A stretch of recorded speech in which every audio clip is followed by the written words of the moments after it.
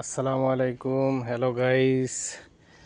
আজকে এসেছি বরকার মার্কেটে একটা বরকা কেনার জন্য।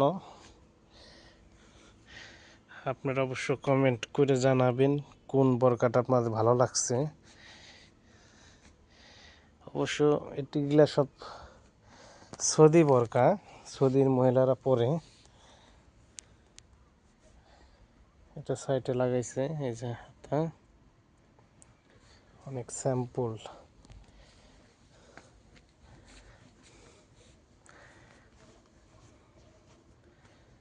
এটা হাতার মডেল।